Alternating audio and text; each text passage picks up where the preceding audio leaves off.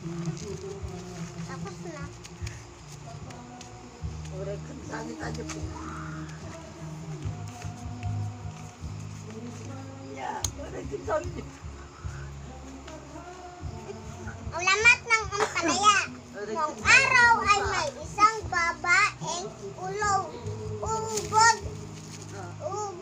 Noong araw ay may isang babaeng ubod na ganda. Ang pangalan niya ay Ampalaya. Matangos ang kanyang ilong at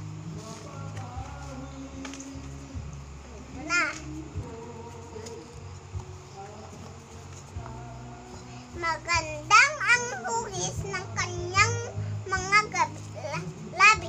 Mahaba at makapal ang buhok niyang sing itim na gabi. Ngunit ang pinakamaganda sa kanya ay ang kanyang kutis na pinong-pino at nakinis. Dahil sa kanyang kaibang ganda ay marami kabinataan ang magkagusto sa dalagang naging napakasilin. Baka si kadata nga balasangan. Ayoko na.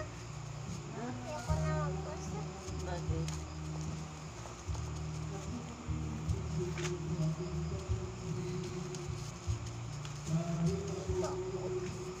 Ayoko na. Hindi ka pa full storage. Magsusulat ako. Sulat ako. Wala akong pagsulat. Ay, Raji, pagsulat mo. Wala, nasa school namin. Marami pa to. Basta ko lang. Alay ka pa yung nilulan. Kaya, Ayan. balintang sila. Nasaan? Ayaw. Magmimistra ka ba, Neng?